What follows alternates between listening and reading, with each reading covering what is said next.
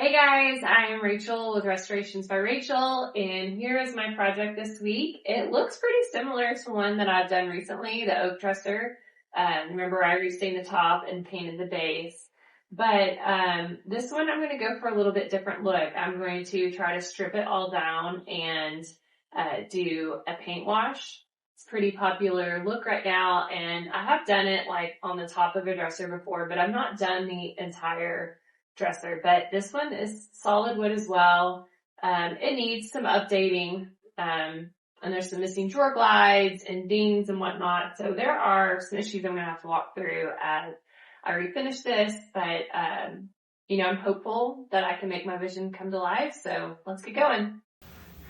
So here's a close-up of some of the issues that I will be working through. I mean, this should come off with the stripper quite easily, but it has quite a lot of scratches and gouges.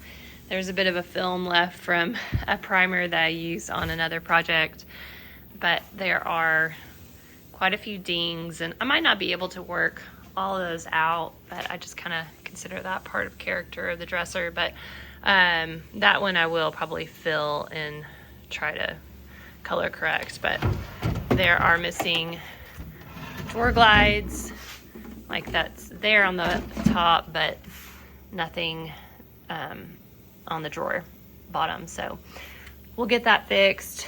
I might have to order one other one. I think it might be a little challenging to make one of my own for this type of style, but plenty ahead.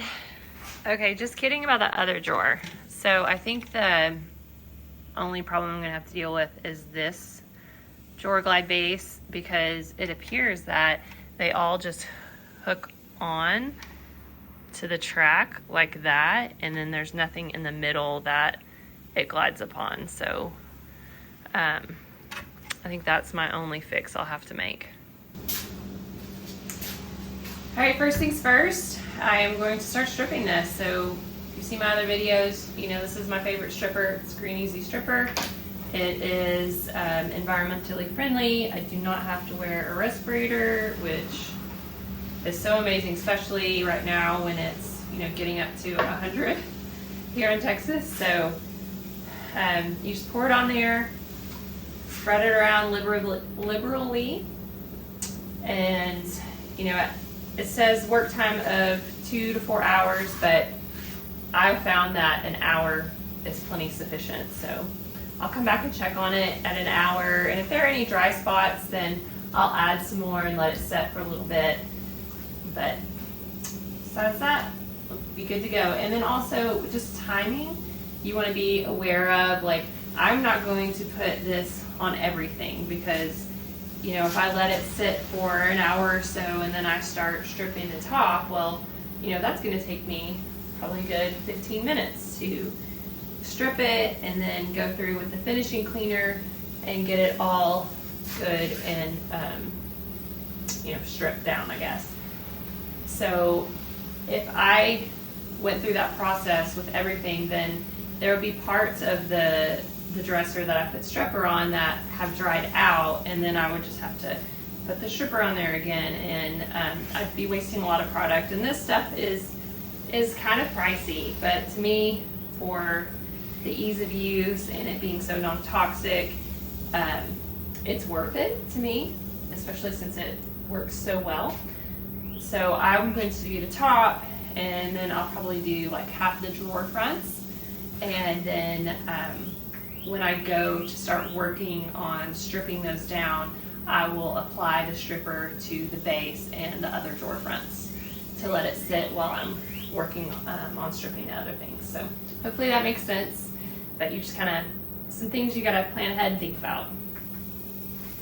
Before applying stripper to the drawers, I obviously have to remove the hardware, and then I will fill the backs of those holes with tape, so as I apply the stripper, it doesn't drip down into the drawer boxes.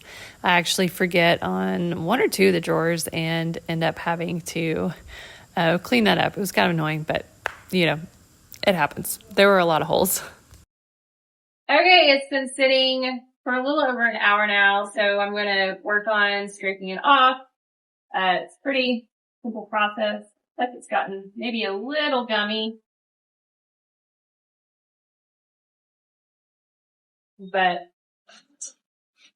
I don't know what this dark stuff is on there. I might have to kind of sand that off.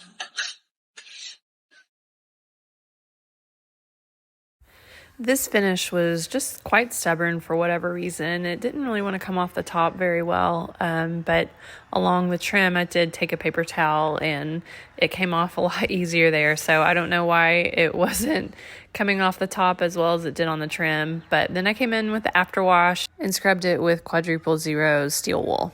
That just helps get off any of the excess stain and as well as any remaining stripper that's on the surface. I then came in with my scraper. You'll notice that I do not have the handheld part in my hand. I'm just using the blade. It's because I had taken the blade out and then I couldn't find the screw that fastened it in there, so I was having to manually do it. It's so janky, but it worked. And, that was the upside of the stripper. I felt like it helped loosen up the stain that was on there, so it scraped off much more easily than it would have otherwise. It was basically the same thing with the drawer fronts. It was getting some of it off, but the stain was pretty darn stubborn. Once it was time to sand, I started with an 80 grit. Since this top is solid wood, I'm not worried about burning through any veneer. So I can basically go to town on this thing and just try to get off as much of the remaining stain as I can, and then I can go up through the grits to smooth it out. So here's the top after sanding with my 80 grit sandpaper. Got basically all the finish off, but you can see there are tons of dings and nicks and scrapes. So I'll keep working through the grits, at least to like 180, and kind of see where we are. And I might have to use an iron and a damp cloth to get some of these to raise up for me to make it smooth all the way around, and then go back and resand. So it's a lot cooler here today. I'm working on a kind of tag team pieces. So I found that this stripper is working better on that piece than it has in the previous days where it's been hot. So I'm going to try it on here and see if I maybe have a little bit better luck than I did on the drawers.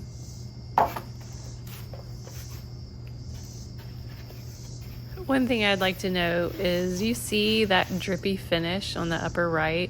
Like, that was not from stripper dripping down and causing that to run. That was on there when I got it. And there are a ton of swirl marks as well. So I don't know if it was from the manufacturer or if someone maybe refinished this at some point, but it was pretty rough. Here on the side, it was basically the same thing. It was really difficult to get it off the flat surfaces, but then the contoured areas, I could get it off much more easily. So I don't know what was going on. So I just ended up using lots of combos of different things. My scraper, the finishing cleaner with steel wool, and then I had some contour scrapers that I also use. So basically, I was trying to use all the tools at my disposal to see what would work best. I really did seriously consider going to pick up some Clean Strip premium stripper because I know that works really well, but I just hate the smell of it and dealing with it. And so, this is kind of what I chose to deal with instead. For those of you watching who refinish furniture also, what do you prefer? Do you like using a chemical stripper and dealing with it, or do you prefer to sand and scrape like me? Hey, I'm going to get to take a break here in just a minute. I'm going to go with my daughter to the store because this is my oldest daughter. Excuse me. My younger three are actually in Tennessee for the week. That's where I grew up. And they're hanging out with my parents. And so my daughter and I, she does have volleyball practice that she's going to, but around that we're going to have some fun, special one-on-one time. And so here in a minute, we're going to go to the store and pick up some snacks and some fun drinks that I normally wouldn't buy. So it'll be fun. Okay, so I am basically this is as much stripping as I'm going to attempt since it's not working that well on this. But thankfully it's a lot of flat surfaces, so I can take my orbital sander to that, go pretty quickly. I'll start with 80 grit and then work my way up. And then for these curved areas, I have some contour attachments I can use and attach to my surf prep sander, and that should work pretty effectively. There will be some manual sanding I'll have to do, just because, but hopefully it should go pretty quickly, but we'll see. Let's get to it. All right, so I mentioned that I have the contour attachment that I can use on these curved areas. So I have this whole box that has a bunch of attachments. You could use them by hand, but obviously it's much faster if you can attach it to an actual sander. So I've just taken a regular sanding pad, and then you kind of press it down to form to the contour of it, and then pop it on here. Let me turn on my vacuum.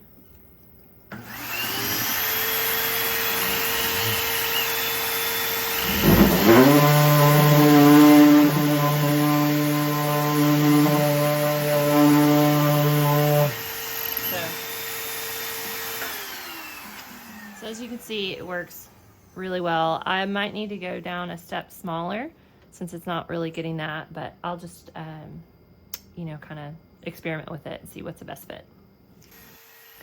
Now, since I am using an electric sander, you do need to be careful that you're not taking off more than you want to, because it can sand down pretty quickly. But I often will set the speed to a slower speed. This has 3 different settings you can use, and I'll just watch it really carefully. But I do have the advantage that this is solid wood. I'm not worried about the veneer, but I still also want to keep the trim, the contour trim that it has on there. My approach to hopefully sand the most efficiently is to take my orbital sander to the flat surfaces, and then like any right angles where I can't quite get there with the orbital sander, I will take my surf prep sander, and then I also use any of the foam abrasive attachments to get into those contoured areas with my surf prep sander. Now, before I went in with a foam attachment, if I could, I would use these contoured attachments and put it onto my surf prep sander and then sand. You can see I'm kind of jerry-rigging, vacuuming it up, because since that attachment is on there, the vacuum, if I connect it to the hose of the sander, then it's not really getting the sanding dust, and this works a little bit better in my opinion. So just working with what I got. The drawer fronts had some areas that were a little bit trickier to get the finish off, and so I went in with contoured scraper, got quite a bit out that way. But then I would in the other areas, I would take a sanding disc and wrap it around a Bondo scraper and get in those kind of hard to reach areas. And then in the more stubborn areas, I took either lacquer thinner or acetone to help thin it out, and then it was a lot easier to sand the rest of it off. Okay, so just real life update. It has been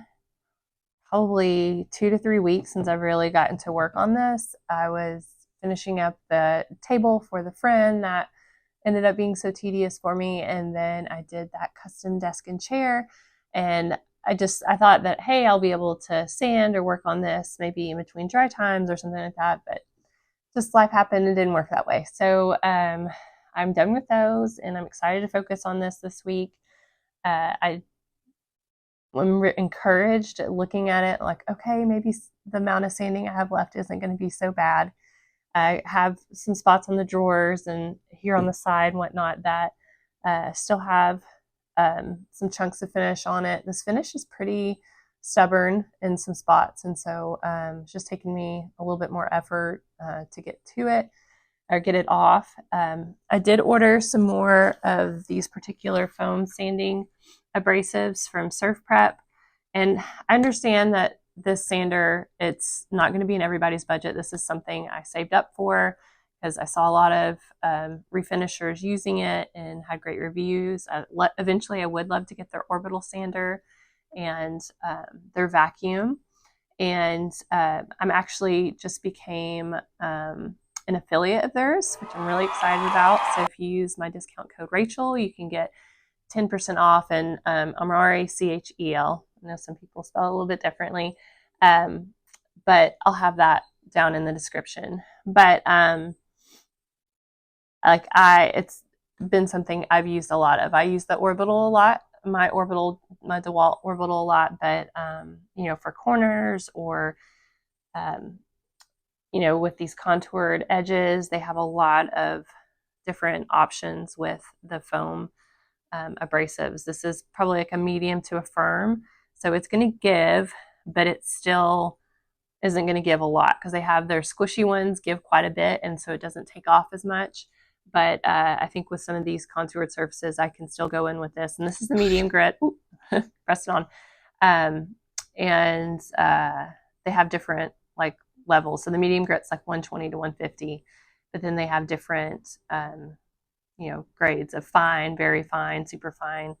And so they have lots of options that you can choose from, and I've used all of them. And then also, like if, like for example, on this here, if I wanted to use it, if I felt like it's taking off too much, I can actually slow down the speed. Like here, I can turn it on. I don't know if you can, hopefully the mic's picking it up, but that's the higher speed. And then that's a little bit lower. And then there's a third that's even slower. So you have options to play with, and you just kind of, you know, learn as you go. I'm still learning and seeing what settings I like when, but just wanted to kind of go over that a little bit. And I do also like that it's so much quieter than my orbital sander. I don't know how the volume level on their orbital sander, but I don't feel like I have to wear my ear noise protection with this versus my orbital like I do, because it's pretty high pitched. But I'm going to get going on some of these contoured areas, and I'm hoping within the next couple days I can finish sanding. Using these ProForm pads, I was able to get a lot of this finish off here on these contoured parts of the side, and then I also was able to use them on the edge all around the top of the dresser. And this is something you could obviously use other methods of sanding to get rid of, but I like faster if I can do it, and this saves so much time. They were also really helpful along the drawer fronts. I first went in with the medium grit and then used the fine grit. I'm finally finished after many hours of the kind of initial sanding, where I use mostly an 80 grit or that medium grit foam sanding pad to get everything off of these drawers. And then the dresser, there are still some spots in these contoured areas, the trim and whatnot, that still a little bit darker than I want, but you know, I've got to go through the grits now to hop up to 120 and then to 180, and we'll see if I have to go further than that, but it is looking pretty good. I'm very excited to be past this stage. Here you can see that the 120 grit takes off a lot. This is usually the grit that I start with if I'm working with the veneer surface where I need to remove quite a bit of finish or anything else that's on there, but it's not quite as rough as the 80. But it is taking off the last bit of that stain really well, and then I'll jump to the 180 to start getting things smoothed out. Between grits, I'll also take my vacuum to the surfaces to get off any of the excess sanding dust.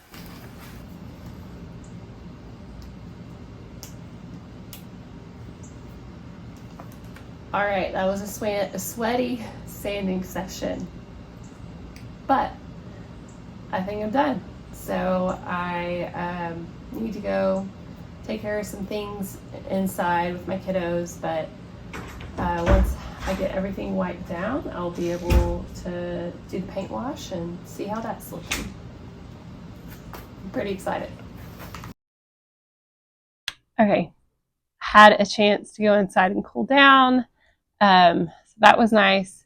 Feeling better, ready to tackle the rest of this. I think my plan of attack is I'm going to first get the sides of the drawers where they have either where it was messy from the stripping process, and then also like just whoever or whatever manufacturer put the original finish on there. It is just like, it was sloppy and messy. So I'm going to get all that sanded off first.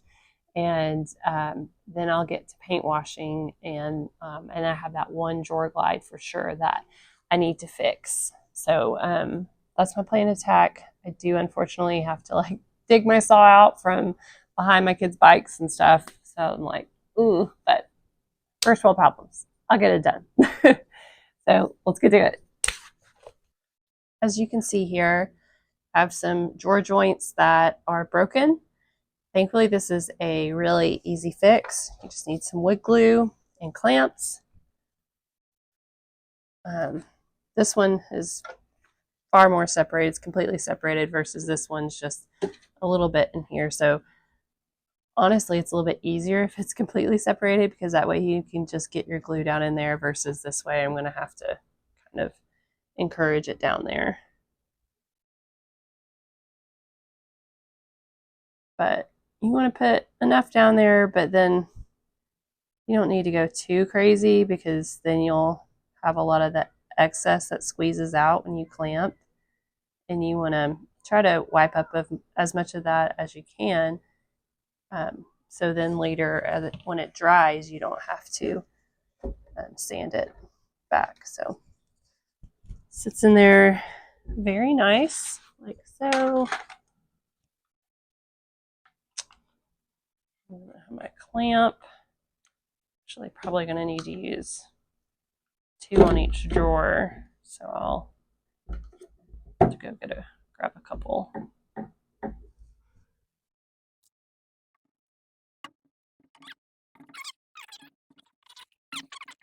But this will sit, I'll have it set for 45 minutes to an hour before I unclamp it. So I just came across kind of a frustrating thing that I'm glad I caught it now, not when I'm putting on the hardware, but these are 3 inches. I have 2 drawers like this, but then on all the other drawers, it's 2.5 inches. And what I had measured initially was 2.5 inches. This is what I have. So I'm really hoping that Amazon has these in 3 inches as well and can get here soon. We'll see. Now it is time for the paint wash. You're going to see me talking, but unfortunately not very far into this. My microphone just went out, so I'm going to have to do a voiceover for it. So I am using Fusion Mineral Paints Algonquin. I've seen lots of other furniture flippers use this paint as a paint wash, and it just turns out really pretty. I like the way it looked, and I've been excited to try it. So what you're basically doing with a paint wash is you're using a little bit of paint and then mostly water to dilute it down, and then it acts like a stain. You can see I am not being very precise in my measurement, but I did about like 1 part paint and then 4 parts water, so 20% paint, and then stir that all together. And then I'm going to come in with a deck brush, especially since it's so warm while I'm recording this. That will help cover a lot more surface area and get that all on there, so then I can wipe it off. You know, if you want to, if you just have a smaller brush, you can work in sections, but sometimes it's a little bit more challenging to blend it. So that's why I use this deck brush that I had. I'm using a lint-free cloth to wipe back the excess. You want to make smooth, even strokes going with the grain, and make sure you get any of that excess that's on there, because you don't want it to dry and be streaky.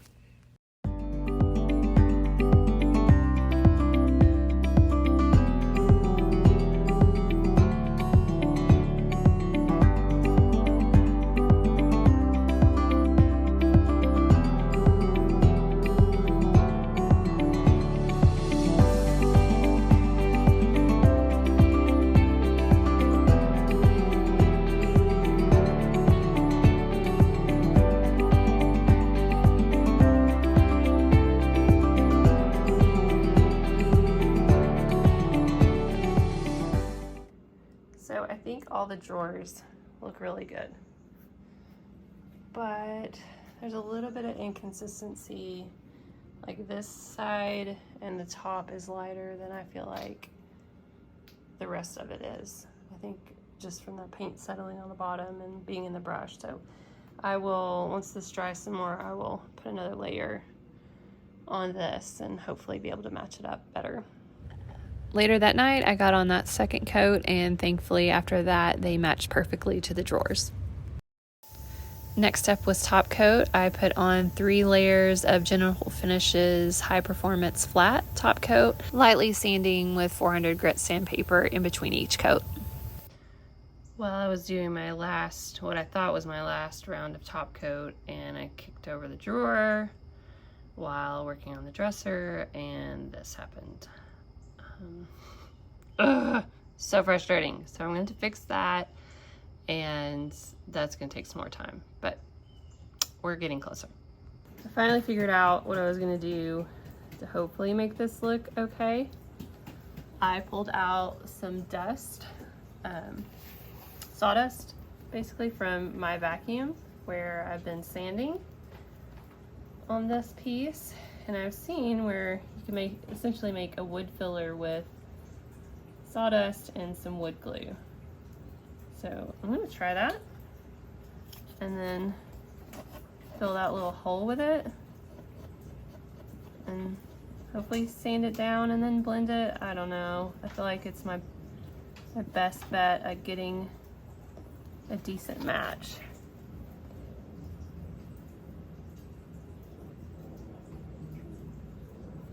And I can wipe back as much as this so it'll be filled hopefully pretty well. And this is not going to be perfect because honestly this dresser already has several kind of character dings, but I can't have it be this bad.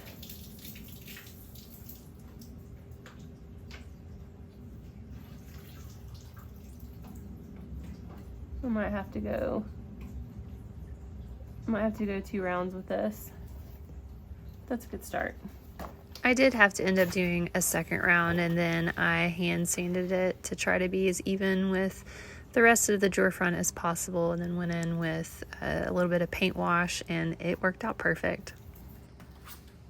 One of the things I need to take care of still is the missing drawer glide. I bought these 17-inch, I believe. I don't know, I measured it. I think it's 17-inch drawer glides, and my plan, obviously it's different from the old ones, but this will work. So my plan is to put this one here. I have a countersink drill bit that I can use to drill, and what a countersink means essentially is that the drill bit drills down far enough into the wood where the screw will not be above the surface. Once it's fully tightened, it will be like sunk all the way down in as far as you want. I mean, I just need it to at least be flush or below that. So thankfully I have a drill bit for that. And then here it's actually a little too long, so I'm just going to mark this right here, cut it to length on my miter saw, and then I can just glue it on there. So it'll be real easy attachment. I will have to take the back of this off, which it's just some staples, so just getting some leverage on it to get it off of there. So be pretty quick, and I'm gonna get to it. I think it might be easier if I get this off first. Oh goodness, I could do that by hand. To do the measurement, it doesn't have to be perfect, but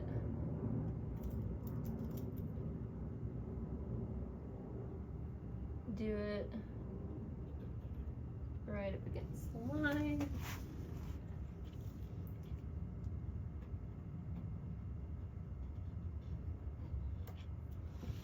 Alright, and then I'll go make that cut. Probably take a line and just do my best to connect those 2 lines. I'll have the saw come in over this and then cut that down straight. Alright, let's see if this is gonna fit. Yeah, pretty perfect. So my plan is to put it flush up against this because I feel like that's going to provide the best angle for the drawer sliding. And then I'm going to glue it down. It's like, let me tiniest bit bowed, which is kind of interesting. But I'm gonna clamp it down here and then put some weights on the inside. So let's see if we can get this to attach like I want it to.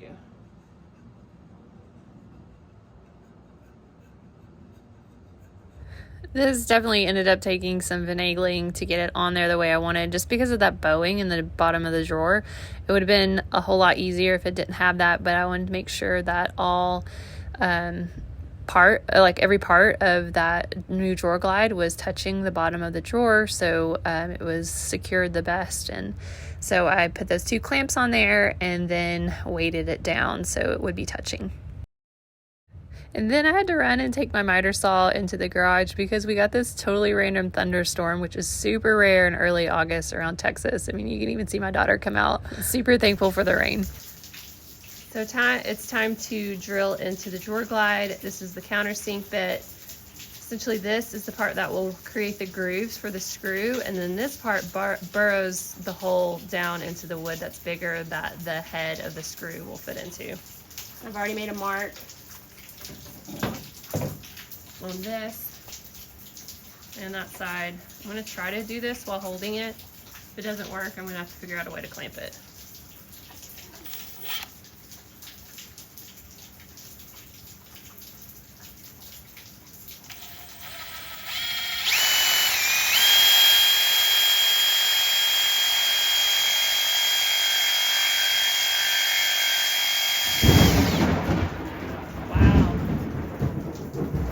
Storming.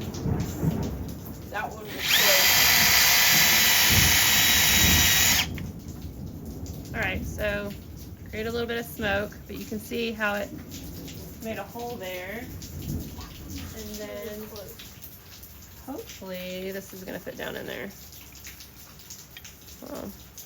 Yep, see, it fits down there perfect. After that, it was just a matter of screwing it in the places that I had marked. So I have the clamps off. It's pretty good. I feel like adhesion on there. So let's see how it goes on the drawer.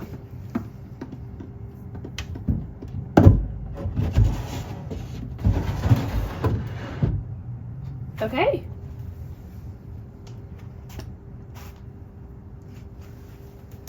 Although this does not go, no, it didn't get it on there, on the track. Like, why is it not going on there all the way? There we go. Yay! Okay, that officially worked. And it looks good. Looks on there like it's on there straight. Perfect. After that, we are finally down to the last steps. I gave the interior of the dresser a good cleaning, and then for the drawers and the drawer glides, I use Howard's Feed and Wax to refresh the wood. You know, a lot of times I will use a drawer liner, but when the drawers are in good shape, like, I just think the beauty of the wood is good to let it shine through. Final step is to attach the hardware. You'll notice that it is black now and not that gold that I originally had. All that gold hardware was really scratched up, like every piece in the package. So I just returned it and picked something else out. I was leaning toward gold at first, but kind of took a poll from my family and they thought the contrast of the black looked a lot better. So that's what I went with. I was very much torn between the two, and we'll see how it does. It is time to look back where we started. This was a very dated orangey finish, drip marks in the finish, swirl marks in there as well. And it just needed some help. But look at her now. I was really excited to try this finish. I think it is a good modern take on this vintage dresser. I could envision it in like a nursery or a girl's room or even a master bedroom. We'll see where it ends up. I originally listed it for $750 and I had literally like 8 views on Facebook Marketplace for the last week. So I just lowered it to $650 and we'll see if I get any bites there. And please let me know, are you team gold pools or black pools? I think that might be a factor as well. We'll see. Thank you so much for tuning in and watching this till the end. I hope that you enjoyed this flip, and if you aren't already subscribed, I'd love for you to subscribe and follow along for my future flips.